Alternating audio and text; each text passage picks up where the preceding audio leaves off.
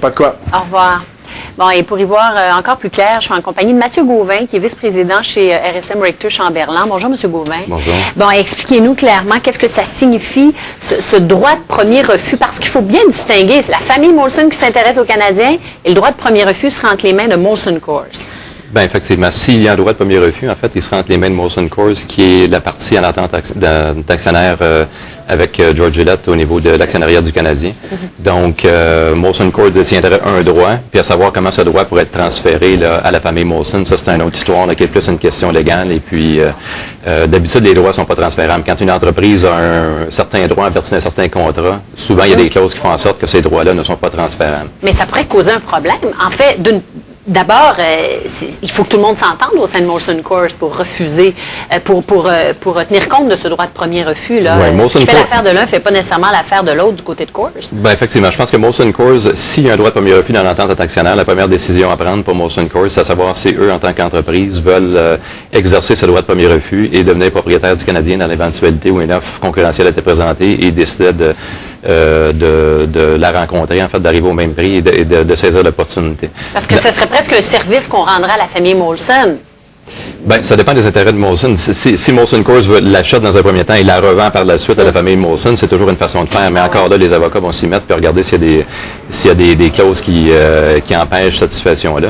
Mais souvent, quand on voit des droits de premier refus c'est pas parce qu'il y a un droit de premier refus dans une entente entre actionnaires que ce droit-là va être exercé. Ça donne l'opportunité à l'actionnaire qui a le droit d'exercer ce droit-là s'il le veut. Mais c'est pas, il y a plusieurs situations où il y a des droits de premier refus. C'est pas systématique. Même si l'actionnaire qui bénéficie de ce droit de premier refus souhaite faire l'acquisition. C'est pas systématique. S'il souhaite, là, il va le faire, effectivement. Mais encore là, ça dépend du prix. C'est une question de prix. Alors, si, disons, Québécois, qui est la compagnie mère ici, arrivait avec un prix faramineux, puis Molson décide d'acquérir l'entreprise, mais juste à un prix moindre, mais à ce moment-là, ils n'exerceront pas leur droit de premier refus parce que la transaction va être trop onéreuse pour eux. Donc, c'est juste, ça leur donne une opportunité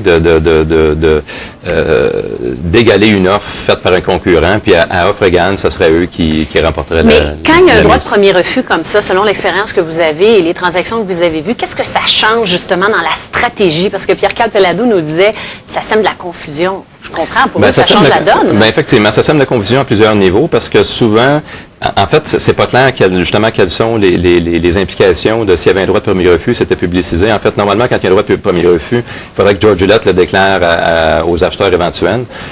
Et puis, ça peut avoir deux réactions, je dirais, inverses ou contradictoires. Dans une certaine situation, ça peut faire en sorte de décourager les investisseurs. Parce qu'il y en a qui vont se dire, pourquoi j'investirais du temps et de l'argent pour déposer une offre, puis arriver à un prix juste et équitable pour déposer une offre, quand je pense que si Molson Coors a un droit de premier refus, je pense qu'ils vont l'exercer, ben c'est eux qui vont se ramasser avec la compagnie. Donc moi, je fais tout ce travail-là dans le but uniquement d'établir un prix pour la transaction qui va être effectuée par une autre partie. Donc, dans un premier temps, ça peut décourager des acheteurs éventuels. Dans un second temps, peut-être que ça peut encourager des acheteurs éventuels comme Québécois qui va dire je vais payer plus cher parce que pour moi, ça vaut plus que pour Molson. Donc, à un prix bas, Molson risque d'égaler mon offre, tandis qu'à un prix plus élevé, j'ai plus la possibilité de faire la transaction. Donc, ça peut agir dans un sens ou dans l'autre, dépendant de la dynamique de la transaction. C'est pas clair que ça va peut-être favoriser la situation de George Gillette, là, parce que lui, c'est même pas certain encore qu'il va nécessairement vendre. Il pourrait se servir de ces offres-là pour aller voir ses créanciers et réussir à obtenir davantage de financement. Mais c'est pas clair que ça va faire en sorte qu'on va partir avec des prix plus hauts, le fait qu'il y ait un droit de premier refus. Non, comme je mentionnais, ça peut être une conséquence et puis ça peut dans certains cas, ça a l'effet inverse. Dans ce cas-ci, il faudra regarder la dynamique, comme on dit, des acheteurs potentiels pour savoir si ça les motiverait justement à faire une offre plus haute que celle qui pourrait intéresser, qu'ils jugeraient qui pourrait intéresser Molson, ou est-ce que ça va les décourager tout simplement. Mais dans ce cas-ci, je pense pas que ça les décourage. Bon, vous le disiez là, au tout début, il y a comme une espèce de zone grise par le fait que le droit de premier refus serait entre les mains de Molson Coors, alors que c'est la famille Molson qui s'intéresse aux Canadiens. Est-ce que ça se conteste, un droit de premier refus, ou une fois que c'est déjà prévu dans une clause, il n'y a rien à faire là, pour les autres joueurs là, qui s'y intéressent? Bien, si ça se conteste encore là, c'est tout dans la question de la façon dont les contrats ont été rédigés. On se ramasse souvent en cours avec des contrats. Des fois, il y a des clauses qui paraissent très simples dans des contrats. Et puis, dans l'exécution par la suite, on se ramasse en cours et puis c'est au juge à régler la chose. Merci beaucoup, M. Gauvin. Merci. Au revoir. Au retour de la pause, on parle de la grande visite du président de Fiat à Montréal.